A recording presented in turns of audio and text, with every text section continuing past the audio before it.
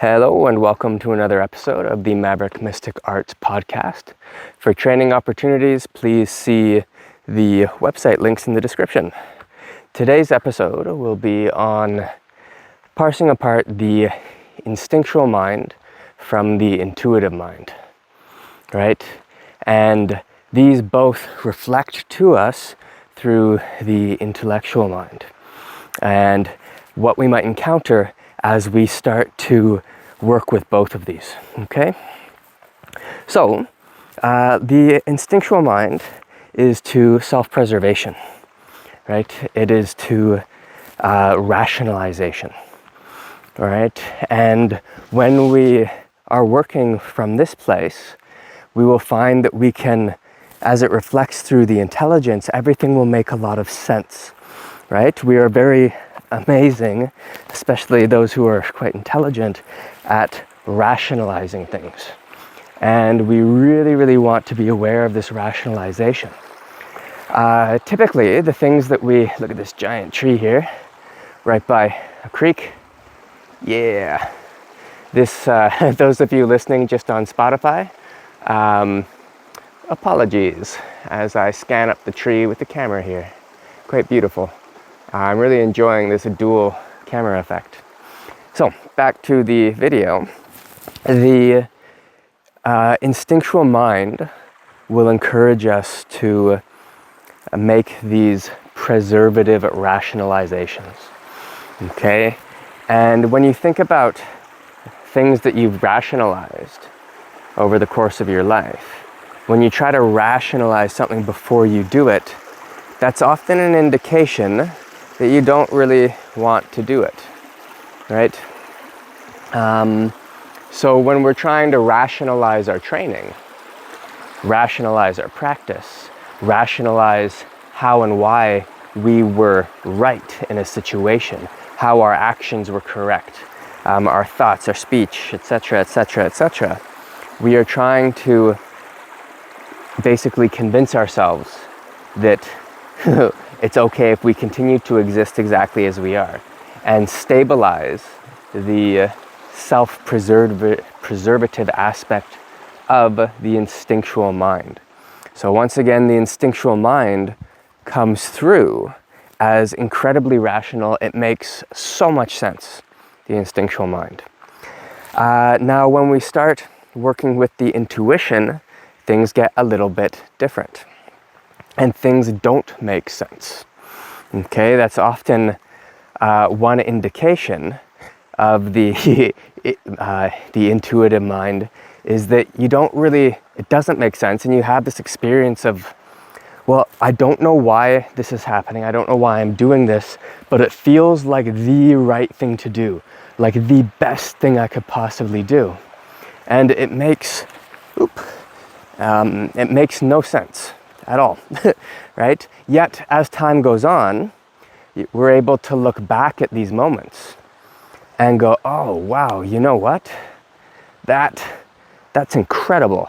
That is exactly why I had that intuition to do this. This makes so much sense now. And the world opens up to you as you walk through the life with that intuition in the forefront.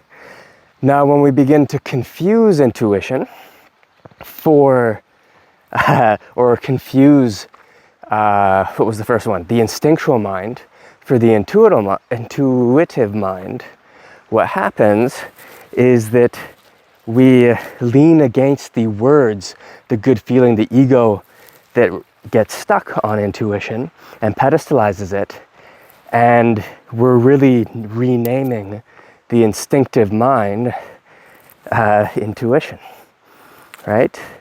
And this is where we cease to be growing, where we are doing things that make sense, that make us feel good, right? Very often the intuitive mind, when that's functioning, the intellect can't really make sense of it, right? And from an emotional and astral standpoint, it might even feel bad, right? It might be somewhat destructive. Yet there's a part of us that knows that that direction is the way to go, right?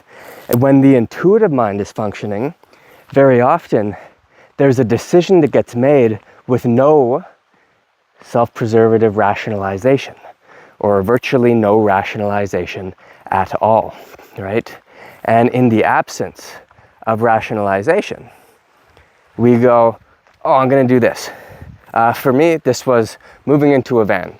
I didn't think about it at all. I didn't write a list out on pros and cons, why it would be a good thing to do, how it might help me with my spiritual path, how it might help me with health and healing and all that good stuff, how it might help me free my mind. This is a whole other video I'll put out at some point on the value of transience and, as the Taoists might say, walking like a cloud when it comes to spiritual work. But none of those things were thoughts, right? The intuition comes in and you go, oh man, that just seems like the right thing to do. And then things start to fall into place, right? The rationalizations of why it was a good thing to do came after the decision. So even in some big breakthroughs that people have and in their fields of expertise, the intuition will present the answer, the direction that they're moving. And say with maths and physics and biology and stuff, the intuition will present itself. And how it presents might be via dreams, through visions, etc., etc. But then it might take a couple of years to actually work out the math behind it and work out the actual, chemistry and composition, the engineering, in whatever field it might be. The intuition will come first. The rationalization comes second, of how and why to do it, how and why it makes sense. Okay? So something to really consider if you're engaging deeply with the spiritual path and you're really cleaning up that function of mind and working on integration is that feeling truly intuition, or is it instinctual, right? This spot right here I filmed for the online course for the Qi Gong. I think the first few installments of the Qi Gong were from this location, and it's such a magical spot in this valley here. Okay, so that concludes today's episode. Just a short one here, and please run this through, consider it, see how you do with it. If you have any questions, you can hit me up and we'll see what we can do here. This is a big one. This is a really, really big one. Very intelligent people get into spiritual work and quite often will misalign these two branches or forks in the road that you can go down. Okay, if what you're doing makes a lot of sense and it stabilizes your ego, if you are rationalizing things to stabilize your sense of identity, then it's very likely it is self-preservative and instinctive, that aspect of mind, and not the intuitive aspect of mind. All right, so thank you for watching. Thanks for your time. I hope you're enjoying these these new dual director's view recordings. I'm having a lot of fun with them, and the selfie stick makes it a lot easier on my shoulders. If you're interested in training, please check out the website. I have a Qi Gong, Hermetic Alchemy and meditation program, along with a Tai Chi program, and connected to both is a Q&A video reference library, and this I call the Zenden.